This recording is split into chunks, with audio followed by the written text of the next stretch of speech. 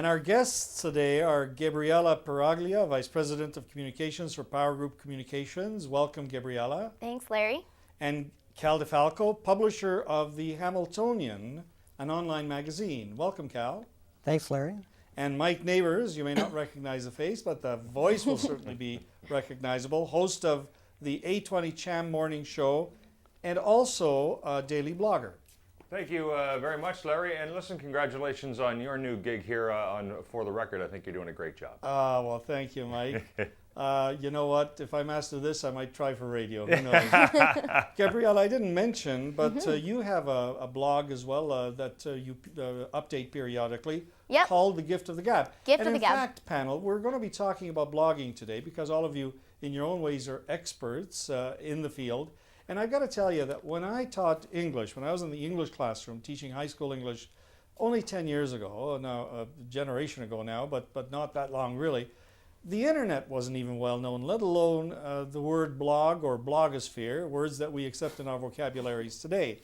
And each of you blog regularly. And let's throw it to you first, Cal, because you're a little different. You're blogging, the Hamiltonian, the online magazine, is purely a volunteer effort on your part. It's a pretty professional looking online magazine. And what motivated you to start it up?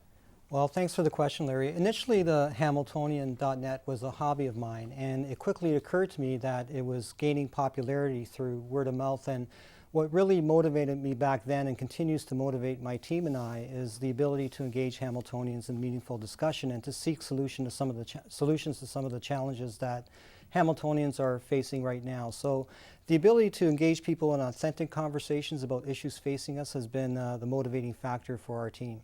And you know what? The interesting thing, of course, in each of your cases is that the blogs are interactive. That is, people write articles and then others, the readers, can respond back. And we'll go to you, Gabriela, because yours, The Gift of the Gab, which I think is just great. Thanks. It's part of the Powerhouse Communications. Power Group, sorry, which is a powerhouse. Communications, it's your business. You're the vice president of that group. Why do you blog there? I think a good point that Cal made is that it's authentic. We want our clients and our potential clients to know what we're about, and we want readers to come and see what we have to say. And we're going to come back to you and get specific about some of the issues as well. Jim, you're on radio. I mean, your business is to transmit your voice, make your program entertaining, which you do very, very successfully. But I think not only you, but everybody on the station blogs as well. Why do you do that?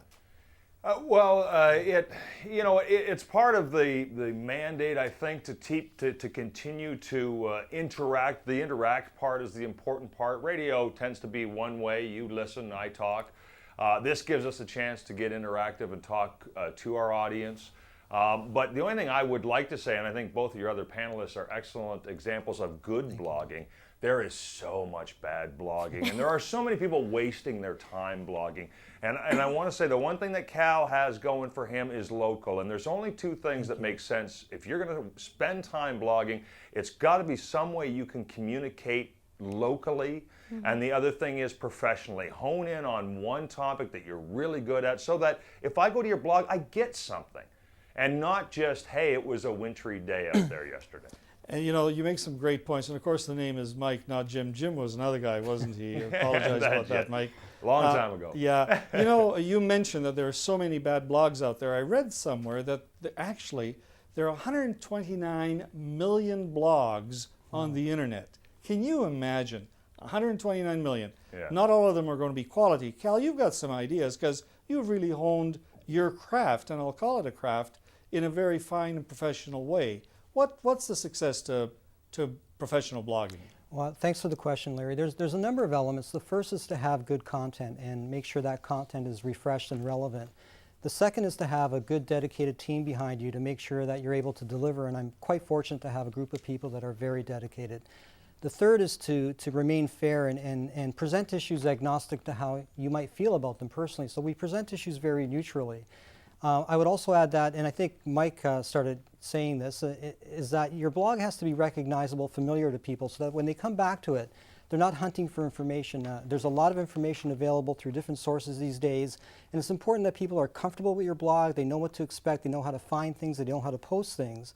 And the other thing I would add is, learn by analytics. Have a look at the back end of your blog, see what's being hit and why, what's working, what's not, and then refine your approach so that you're focusing more and framing your blog to deliver material that people are interested in. And lastly, Larry, I might mention that innovation is important. Try to do things differently that are not found anywhere else, or if you're going to do something that's similar, put your own flavor into it so that people do have an experience that's a little bit unique. And Gabby, you're obviously part of a business, and blogging, as I've learned from reading some of the articles, will make money as well. Cal, you've decided not to commercialize yours. Right. Gabby, you're trying to get customers as well for Power Group, I'm sure. How do you select your topics? I go online and I see what's interesting, see what's going on in the world, and go from there. Whatever is happening, that's what I want to blog about.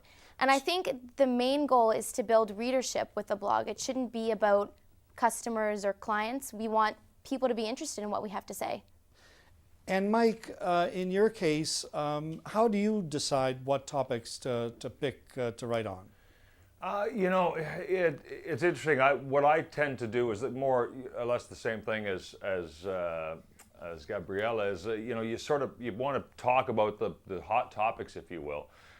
When it comes time to doing mine, like I do a slightly different one. I do something I call Blog Bites, and I have the opportunity to tie it in with my radio program. So I do some Blog Bites, little bits of information on the show at 7:50 in the morning, and then if you want more of those, you can go to the blog and get more. So I have that opportunity to promote, and that's the other thing I would say about blogs is it is about readers, but you have to find ways to reach those readers. So take an idea for your blog, the generic idea of what you want to continually write about, and then Facebook that, Twitter that, and use those things to try to link everything together to keep coming back around and referring. That's sort of how it works online. Cal, do you have any idea what your readership is? It's funny, Larry. I do have stats that tell me that there's about over 2,000 ISPs, Internet Service Providers, that drive traffic to my blog.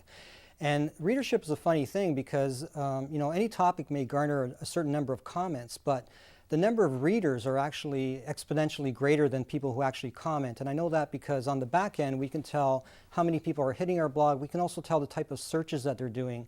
So the keywords tell me that not only are they using the Hamiltonian.net as a source to sort of read up on what people are saying about the issue of the day, but also as a research tool. So it's hard to gauge the exact number of frequent visitors to your site, other than to say that there is a critical mass that are visiting the Hamiltonian.net, and that's very evident in the back end. And in terms of the contributors, the regular contributors to each of, or maybe they're not regular, maybe they're all different, but I think in the Hamiltonian I see some of the same names who contribute, Cal, time and again. Is it a concern at all, some of the comments that are made? I know that there are disclaimers asking people to be polite and to be appropriate, but that I'm sure isn't always followed. Right. How do you monitor that and how do you deal with that? Well, you're right, Larry. There are frequent people that revisit the blog, and that's our loyal readers, which we fully appreciate. But there's a whole bunch of people that tend to submit comments anonymously. And our policy on that is we've been very clear that if you're going to log in anonymously and attack someone, we really don't have any respect for that behavior because that's cowardly. And we live in a society where we have natural justice, where people are required to know who their accuser is or who's criticizing them. But having said that, Larry, I'm finding that over 95% of the people who log on anonymously actually provide valuable input into the discussion. They raise good points. So why would we discourage that? What we do instead is we have moderation on our blog so that if someone's going to call someone a name or something inappropriate, we don't allow that to pass. But I can tell you 98% of the comments that we receive on our blog, the Hamiltonian.net, actually get promoted for publication because they're very respectful. And Gabriella, do you have any concerns at all? I mean, in this very litigious age where people will sue at the drop of a hat, are you concerned that if people post something in reaction to something you've said, it might come back legally on you? I'm not too concerned about that. I'm writing about pop culture and current affairs. you know, a part of the reason that we're blogging is to engage with people. And Cal makes a great point. We just have to monitor that. And Mike, who monitors your blog? Do you do it yourself, or are there people at the station who do it? You know, our blog is monitored. Well, I certainly monitor the content that I'm providing to it, but then I have bosses and head office. They are very in tune with what is happening on our websites, and because there is, you know, money to be made on the internet, whether you're a radio station that has a website or whether you've created some other kind of a website.